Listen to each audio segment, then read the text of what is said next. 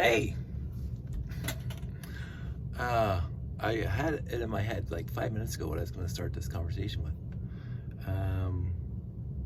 But I forgot that now. It was actually really good, and you guys would have really loved it. But I can't remember because that's how good my memory is right now, or bad. It's been an interesting day. I've made those videos that you saw yesterday, last night. So this is the next day. I completely forgot because how busy my life's gotten that I had there was an internment for my friend who passed away last year. So I had to rearrange my schedule. Yes, I said schedule in honor of him. I had to rearrange my schedule. I completely forgot this until this morning when a friend reminded me that it was today. So I talked to the boss, got some time off this afternoon, and I went to the internment. It was very, very sweet and kind. The family, brothers and sisters, and all friends of our friend who passed away were there. And I don't want to get all like melancholy and like this is like life and blah blah blah. I have had and still continue to have so much joyful memories of my friend who passed away. We had so much fun and stories and happenings. Like it's just like when you have a history of like 40 years with a friend and their family and as the life goes on, my friend's brother married and then they have kids and then I babysit those kids. Like there's a whole history here of and we scuba dive together, we went camping together, we played video games together, we played EverQuest together. Like there's just we love science fiction and fantasy books. Talked about that. There's a whole 40 plus years of a relationship with a person who is now gone, and so the internment. I was a little misty. Don't mind saying. But the rest, some other friends were there that knew him and who have this equally or longer relationships with him. But we all had fun. It was very sweet, and we had some jovial memories of the fun we had and stuff that might not be able to be talked about in public. because at 18 you do stuff that you might not necessarily want people to know about. But anywho, nothing illegal. But so it was nice. It was a beautiful afternoon. The sky was blue, light fluffy clouds were going overhead. We were up on a nice little cemetery up the hill. That was quiet because it's in the middle of farmers' fields for blocks and acres around. So it was a perfect, idyllic afternoon for this internment, and so we got to say our goodbyes to our friend. But the memories, like video games and scuba diving and camping and all that stuff, always leads back to how much fun and how much, like, genuinely, sincerely, good times we had and we'll continue to have without him, unfortunately, and that does cross my mind that I don't know where I got this from, but I've known this since my earliest memories. Well, not earliest memories, but since I was like 7 or 8 or 9 years old. I think my grandmother passed. My Oma passed away first. I was 5. That's the first death I remember. My Oma, which is grandma for those of you who are not Dutch. My Oma, my dad's mom. My grandma was next. I was in high school, so I got to be with my mom's, my mom's mom, my grandmom, and she went out of her way to love all the grandkids. It was fantastic. And then my Opa passed away. He lived to be 92, which is fantastic. I think I was just in college or something. And then my mom's dad passed away. And I think I was older. And I remember, especially for Grandpa, I was going to the funeral and I got hit by a car. So that was sad. But I still made the funeral.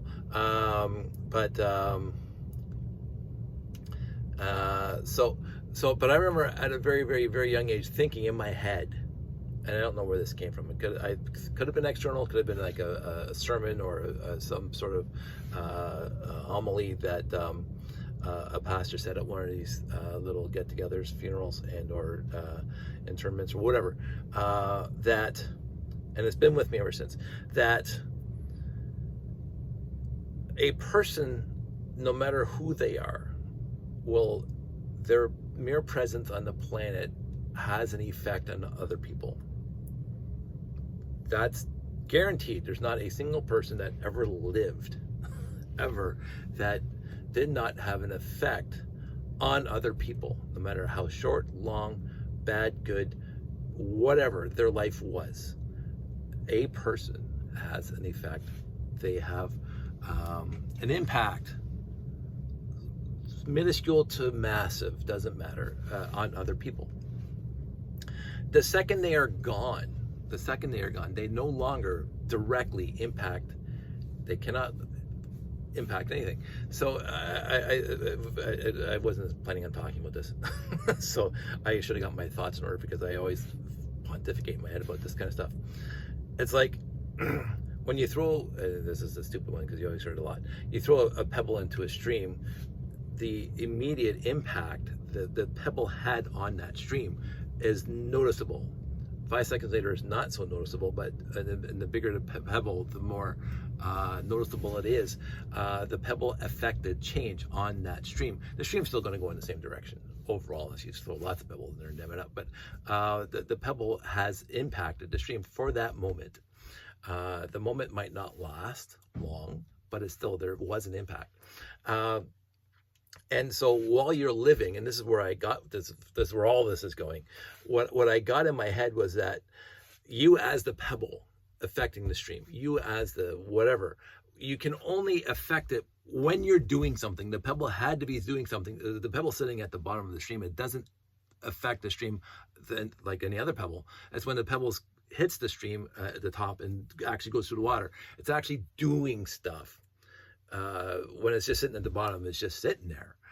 So I thought in my head, even in my single digits, that to affect change requires you to be there. Dead, you're not there. You can't affect. So there is no impact of you for who you are after you're gone. People remembering you and the thoughts of you will also be impacting, absolutely. Like we're here a year later and our friend still impacts our lives, our thoughts and memories of him, but he is not, as a person, changing our lives. He's not changing our lives directly. Our memories of him are changing our lives and making our lives happier and sadder and whatever, but he himself has no longer any impact on us, on the planet. And to me, that's sad, but it's true. And so I take that, and this is what where all this is going, is that to affect change, you have to be there and living and doing change.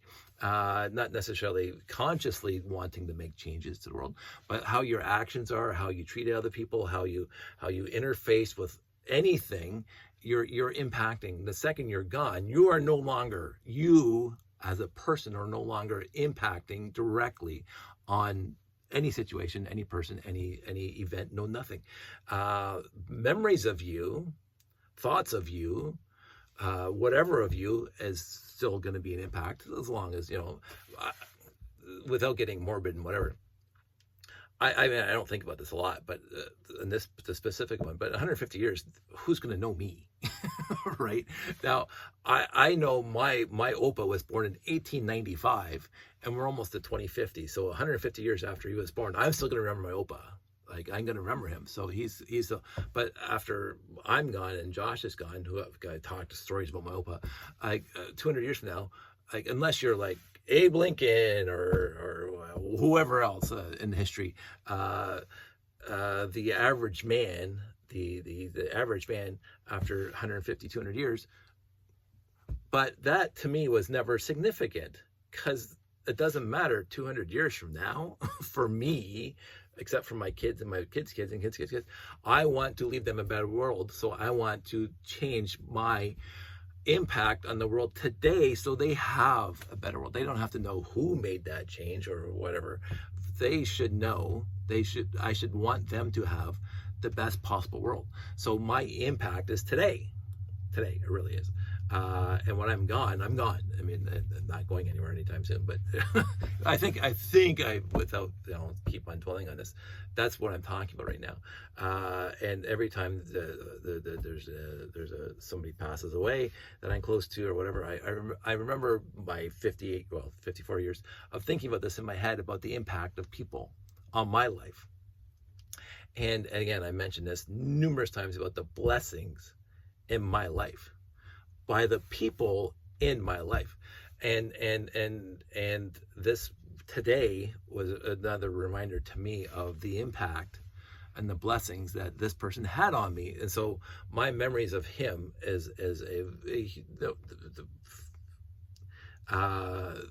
being gone is negative, but the overwhelming positive of his influence on me and my appreciation of him really makes that nothing. And even in his passing, it was a lesson learned to me, because he was only 59. He wasn't that old. He wasn't much older. I mean, I'm gonna be 59 next year.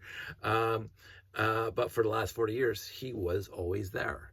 He was always a joy. He was always a person that you could rely on. He was always a person that you wanted to be with. He was always a person that you wanted to just spend time with. And I want to be that person. I've always wanted to be. We have an open door policy, blah blah. But yeah. So I think about this. But he, unfortunately for us, can no longer directly affect us. And I think that's the part I'm missing today. For the past year, I've been I won't say empty inside. I won't say like get all that kind of whatever.